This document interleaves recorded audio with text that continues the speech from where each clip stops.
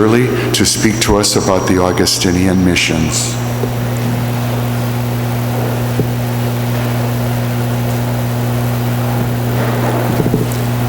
Good afternoon.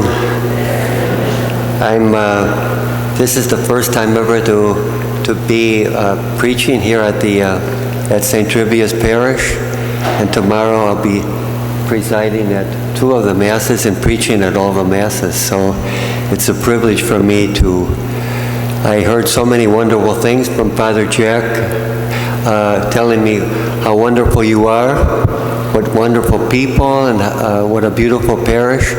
And so this is my first time, and I'm very happy. And as you know, the Augustinians are here in the parish now for quite a few years. And once a year, we have the mission appeal to ask for help for our missions, especially the mission in Peru and South America. And Father Jack was there for many, many years, and I was there for 52 years. And we also were in Mexico together to prepare to go to the mission, and we were both together for 4 years there, and then we went off to Peru. And last year I came back, and I want to share some of the experiences.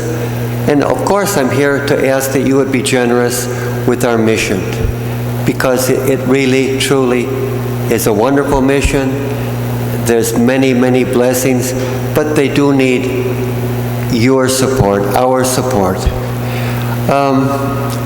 I don't know how Father Jack felt when we went together to Peru, but I went with this crazy idea that I was going to bring Jesus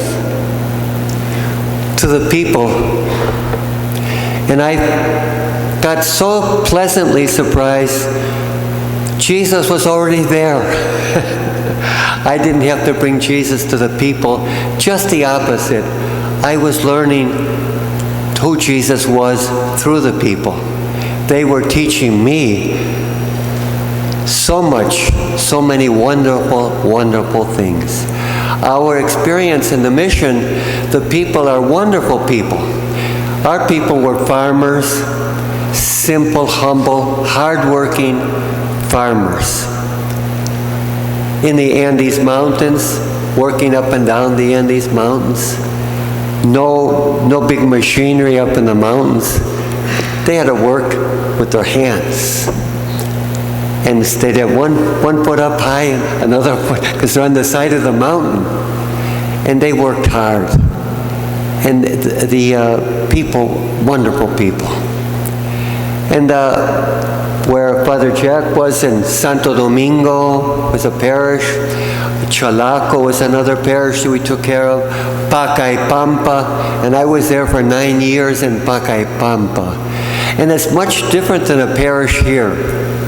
Like Father Jack and Father Bill are here taking care of the parish, and the other priests who help. But it's in St. Turibius Parish, it's one church.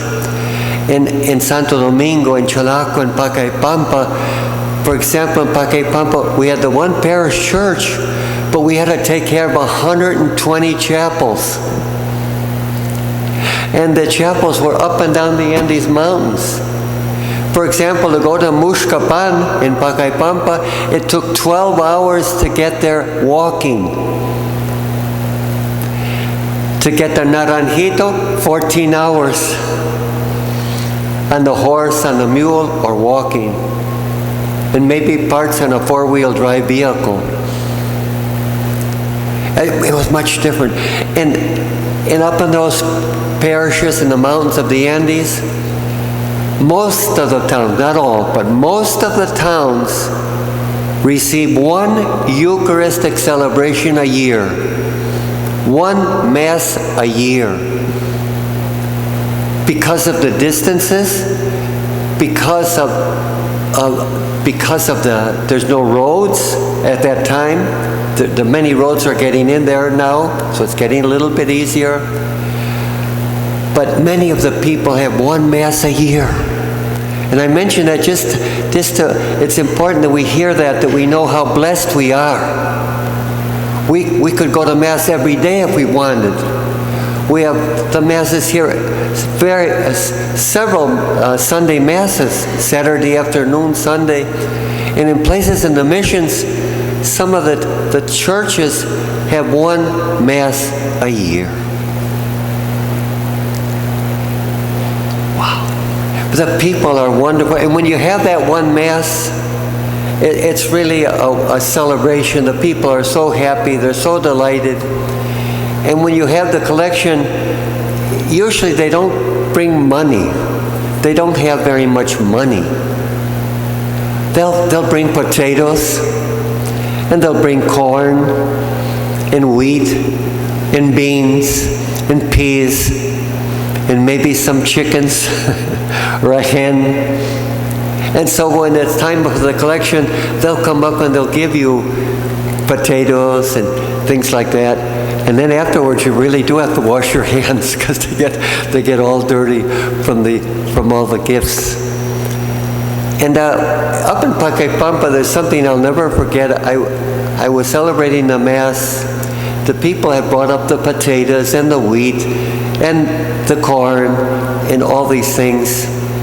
And I was turning around to go back to the altar because I was down receiving the gifts with the altar servers.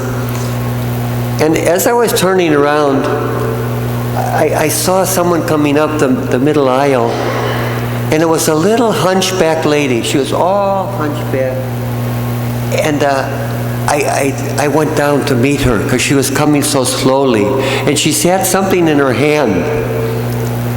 And so as I came close to her, I knew the lady.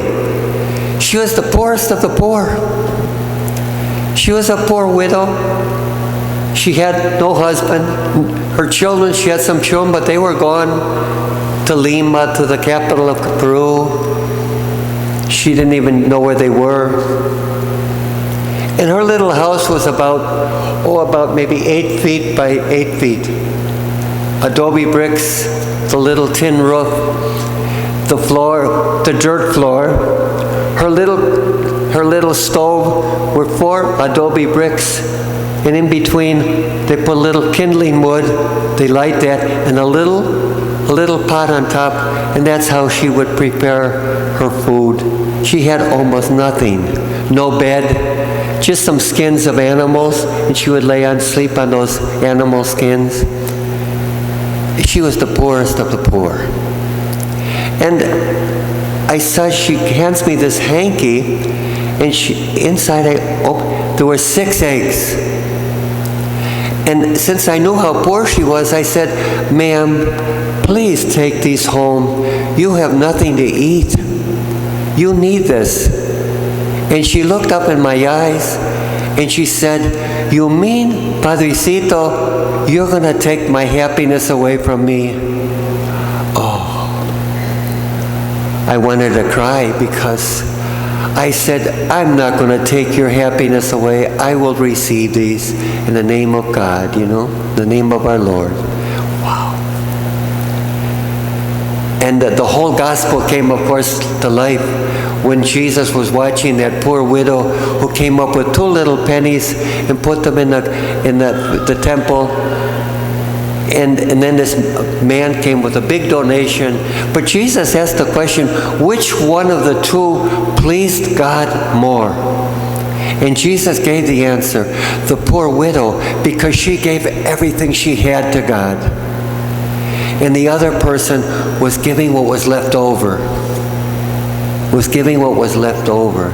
But she gave everything. And this poor lady was giving everything. And I said, oh my gosh, that's our people up in the mountains of Peru. They're wonderful people, but they're poor. They can't give a lot of donations and money.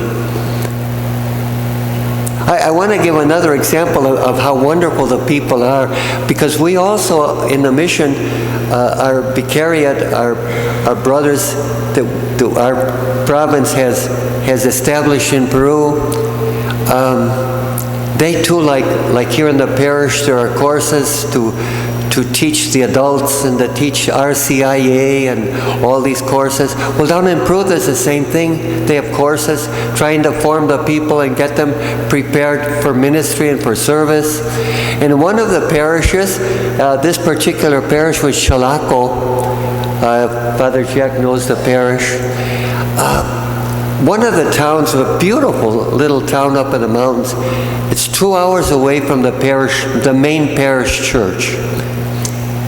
And this lady would come every Sunday from her town, walking 2 hours to come to the 8 o'clock Mass, the 8 o'clock Sunday Mass.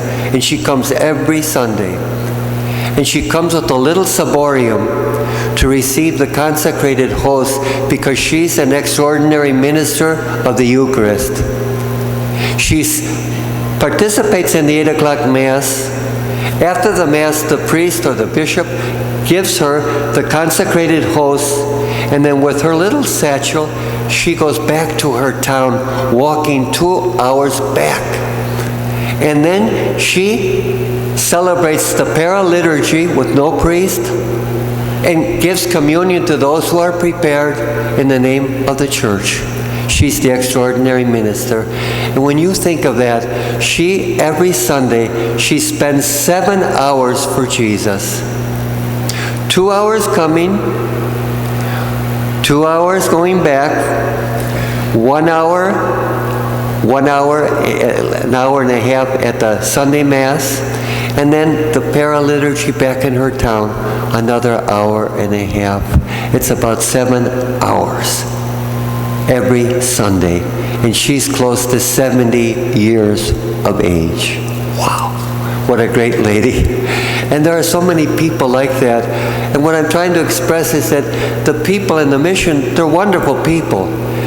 But because the economy and the poverty, they can't necessarily, you know, a big parish of 120 churches, how do you pay for all the expenses of a parish with maybe $20 of donation a Sunday? You know, and that's why we're here to ask for your generosity to help us to continue to support and to help this wonderful mission in South America, in northern Peru. There's so many other wonderful things you could tell, but to take up all night. There are vocations. There are young people coming forth. We have about 20 young men in formation. That's another big expense because they're from poor families and you have to pay for their books, their teachers, their food, their clothing, their medicine, everything, because they're from very poor towns and very poor families. And so that's another big expense that's part of your support, your help for our mission in South America, in Peru. Thank you very much for your attention, for your generosity. The missions they're wonderful. There are many good things in our mission lands. Many, many good things. We should pray for missionaries throughout the world. In different parts, like in Nicaragua right now, there's persecution of the church. In other parts of the world, there's persecution of missionaries. And we should not only help with our donations, but we should help with our prayers and our sacrifices for the mission of our church throughout the world, so that people will know and to love and to serve our Lord Jesus Christ. Thank you very much. God bless you.